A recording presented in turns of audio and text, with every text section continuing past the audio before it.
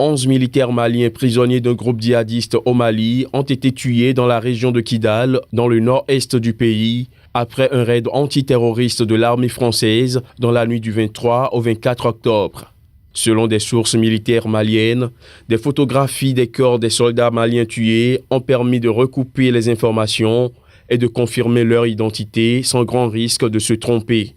Les militaires maliens tués ont été faits prisonniers par les djihadistes entre juillet 2016 et mars 2017. Ils étaient détenus par le groupe de soutien à l'islam et aux musulmans, organisation djihadiste née de la fusion de plusieurs groupes du Sahel et dirigée par le Touareg malien Iyad Aggali. Le raid antiterroriste de l'armée française qui a causé la mort des soldats maliens avait également permis de tuer 15 djihadistes. La semaine dernière, plusieurs journaux et sites d'information du Mali ont rapporté que les autorités françaises ont reconnu une bavure devant les autorités maliennes, notamment le ministre de la Défense.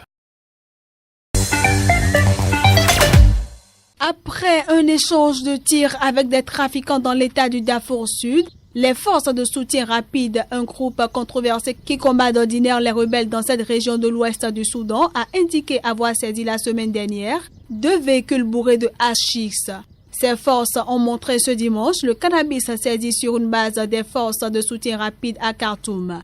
D'après le porte-parole de ce groupe paramilitaire, Abdelrahman Al-Jali, l'embuscade a été tendue aux trafiquants dont les communications téléphoniques avec un autre gang à Khartoum avaient pu être interceptées. Et le cannabis qui vient en général du Soudan du Sud ou d'Éthiopie devait être acheminé vers la capitale. Le 31 octobre, nos troupes ont affronté une bande de trafiquants lorsque nous leur avons tendu une embuscade.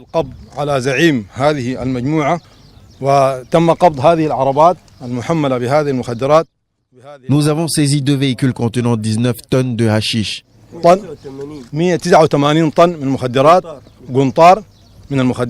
Ces dernières années, les médias soudanais ont plusieurs fois fait état de saisies de drogue, mais celle annoncée ce dimanche est l'une des plus importantes jamais rapportées au Soudan. Il faut dire que le groupe paramilitaire à l'origine de cette prise est accusé par des ONG de violation des droits de l'homme au Darfour et dans les États du Nil bleu et du Kordofan sud.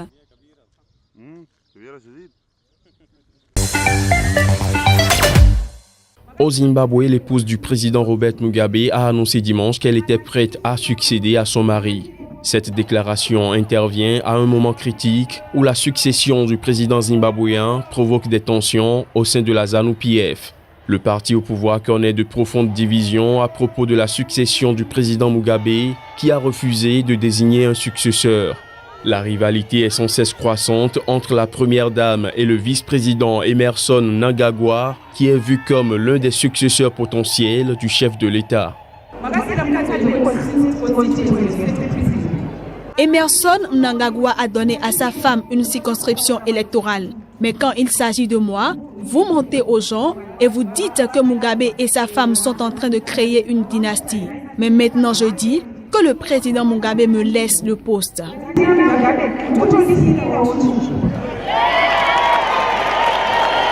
Avant cette déclaration de la première dame, le président Mugabe lui-même avait laissé entendre samedi qu'il pourrait démettre de ses fonctions le vice-président Emmerson Mnangagwa. La première dame a également accusé dimanche le vice-président d'avoir ourdi des complots, notamment d'avoir préparé un coup d'État au moment de l'indépendance du pays en 1980.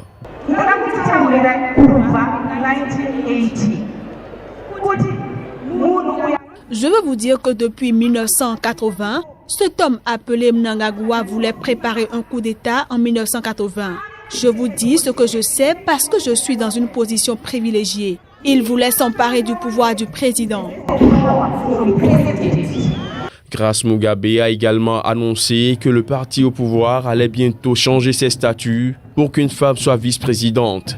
Une telle mesure pourrait permettre à la première dame de remplacer Emmerson Mnangagwa au poste de vice-président et lui ouvrir la voie pour succéder à son mari.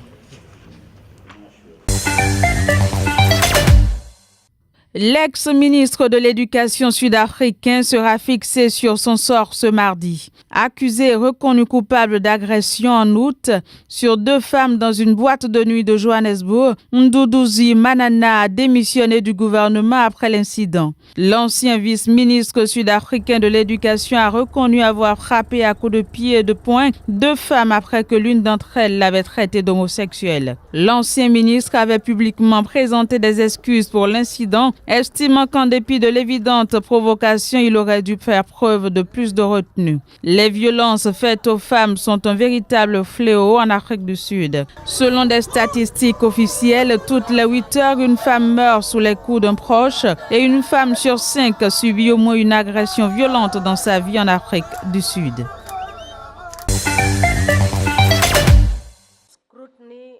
Le délai pour les recours dans le cadre de l'élection présidentielle kenyane est expiré depuis ce lundi. Il s'est soldé par le dépôt de 4 dossiers contestataires à la Cour suprême. Le scrutin est donc une fois encore contesté en justice. Les plaignants sont arrivés dans les dernières heures du compte à rebours. Parmi eux, l'ancien député Haroun Mouo, pour qui l'annulation de l'élection aurait dû impliquer la reprise de tout le processus électoral. 2 défenseurs des droits de l'homme ont eux aussi listé un tas de griefs contre la commission électorale, dont ils remettent la compétence et la partialité en question. Une association baptisée Black Flag Movement a également déposé un recours contre l'IEBC, Uhuru Kenyatta et Raila Odinga. Le groupe se dit apolitique, issu des classes pauvres. Autre dépositaire, l'organisation Institute of Democratic Governance, qui de son côté a lancé une procédure contre 5 leaders de l'opposition, dont Raila Odinga. L'organisation non gouvernementale les accuse d'avoir causé les violences électorales et demande qu'ils soient poursuivis devant la justice. En août dernier, rappelons-le, la présidentielle kenyane avait été annulée par la Cour suprême, entraînant un nouveau scrutin le 26 octobre dernier, à l'issue duquel le président Kenyatta a été réélu président. C'est officiel. Le président zimbabwéen Robert Mugabe a mis sa menace à exécution. Il a limogé son vice-président Emmerson Mnangagwa, considéré comme l'un de ses successeurs potentiels, et ce, après lui avoir lancé au début du mois d'octobre un premier avertissement en lui retirant le portefeuille de la justice. L'annonce du limogeage d'Emmerson Mnangagwa a été faite ce lundi par le ministre de l'Information devant la presse à Harare. Le vice-président a systématiquement et constamment fait preuve de manque de loyauté, de manque de respect, de malhonnêteté et de manque de sérieux.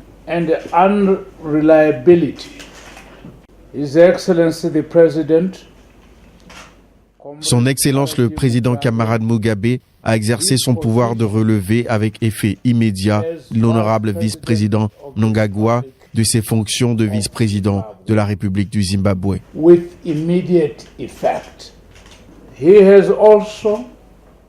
Il a également fait preuve de peu de probité dans l'exécution de ses responsabilités. La destitution d'Emmerson Mnangagwa, surnommé le crocodile pour son caractère impitoyable, intervient après des semaines de tension au sommet de l'État entre lui et la première dame Grace Mugabe, alimentée par une mystérieuse rumeur d'empoisonnement. Ce lundi, le gouvernement n'a pas immédiatement annoncé le nom du nouveau vice-président, un poste clé puisqu'il occupe les fonctions de chef de l'État en cas d'incapacité, maladie, démission ou décès du président. Rappelons que l'épouse du président Robert Mugabe a annoncé ce dimanche qu'elle était prête à succéder à son mari.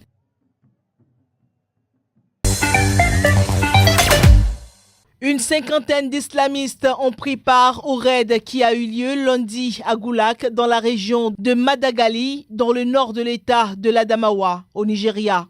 En effet, l'un des pick-up de Boko Haram chargé d'explosifs a essayé de passer le poste de contrôle militaire. Les soldats ont ouvert le feu et il a explosé. Cela a causé beaucoup de pertes du côté de Boko Haram. Un soldat a été tué et 2 femmes se trouvant à proximité sont également décédées après avoir reçu des balles perdues. L'armée nigériane n'avait pas confirmé ce bilan mardi. Le gouvernement nigérian affirme régulièrement que le groupe est sur le point d'être vaincu, mais les attaques sanglantes et les attentats suicides continuent. Mardi, 8 personnes ont été blessées dans des explosions déclenchées par 4 femmes kamikazes dans les environs de Maïdougouri, la capitale du Borno. Pendant ce temps, le président Muhammadu Buhari a présenté mardi un budget record de 20,8 milliards d'euros pour l'année 2018 au Sénat.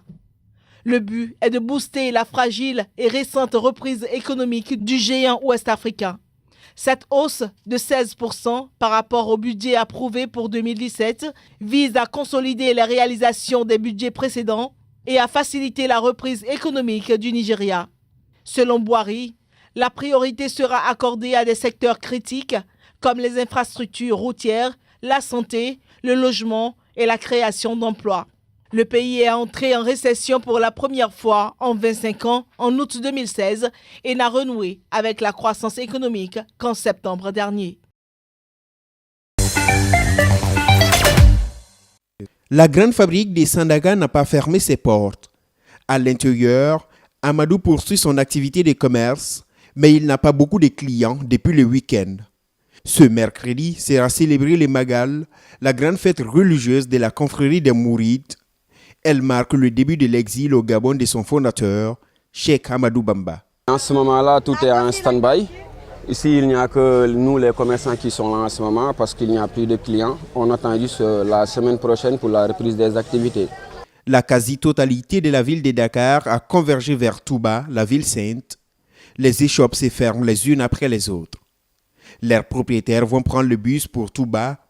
À la gare routière de Pikine, à la banlieue de Dakar, c'est l'effervescence. Les bus sont bondés de monde. Madjaï ne pourra pas partir aujourd'hui. Il n'a pas trouvé de place. Déçu, il n'est pourtant pas résigné. Depuis ce matin, nous sommes là pour partir à Touba. Mais il y a la rareté des voitures et les chauffeurs ont augmenté les prix. Mais en tout cas, de toute façon, même si nous pouvons partir en pied, nous le ferons. Les chauffeurs ont triplé les prix des billets pour les retardateurs.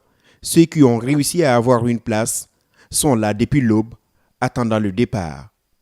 Des 100 km séparent Dakar de Touba, une route en ces périodes de fête trop dangereuse.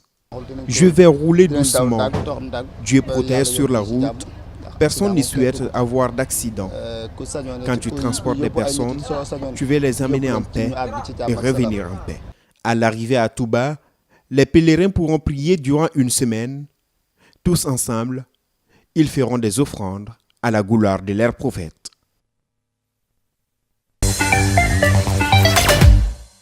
Au Libéria, le Congrès pour le changement démocratique, parti de George Weah, candidat à la présidentielle, a haussé le ton mercredi, 2 jours après la suspension du processus électoral. Il réclame sa relance rapide et la tenue du second tour, dont la date n'est pas encore fixée. Le second tour de la présidentielle au Libéria devait opposer mardi dernier George Weah au vice-président sortant Joseph Boakai, respectivement arrivé premier et deuxième, au premier tour du scrutin, le 10 octobre dernier. Mais la Cour suprême a suspendu lundi le processus en ordonnant à la Commission électorale nationale d'examiner un recours de Charles Brumskin, candidat du Parti de la Liberté, arrivé troisième. Ces procédures pourraient prendre plusieurs jours, voire plusieurs semaines. Le parti a averti qu'il n'acceptera rien de moins qu'une reprise rapide du processus démocratique, tout en soulignant que toute tentative de détournement de la Constitution par des astuces politiciennes serait rejetée. Mardi soir, George Weah avait appelé ses partisans à rester calmes pendant la phase d'examen des recours de ses adversaires, qu'il avait qualifiés de vrais fauteurs de troubles. Pour la deuxième fois, le Conseil national des patrons de presse, CONAP, veut distinguer les meilleures productions médiatiques au Togo. Depuis notre élection à la tête du Conseil, nous avons opté pour davantage de professionnalisation de notre corporation. Entre autres initiatives, nous avons mis en œuvre des projets pour promouvoir l'excellence au sein de notre corporation. Et donc, ce concours que nous lançons s'inscrit dans cette démarche de promotion de l'excellence, mais s'inscrit dans un cadre plus large, celui de la célébration du 10e anniversaire de la création du Conseil national des patrons de presse dont l'apothéose aura lieu en décembre prochain. Les objectifs du développement durable ODD et le VIH-Sida sont les thématiques autour desquelles les professionnels des médias de toutes les catégories de presse doivent réaliser des productions. C'est un concours qui est ouvert à tous les professionnels de la communication, qu'ils soient issus du secteur public ou privé, même si je dois préciser qu'un prix spécial est consacré aux jeunes, surtout aux jeunes étudiants sur le thème du VIH. Selon le président de l'Observatoire togolais des médias, cette initiative du CONAP est une sorte de séance de remise à niveau des journalistes togolais. Plusieurs prix sont réservés aux journalistes qui seront sélectionnés après le 24 novembre prochain, date de clôture du dépôt des productions qui sont de 15 minutes pour la catégorie télévision, 13 minutes pour la radio et de 5000 mots pour la catégorie de la presse écrite et en ligne.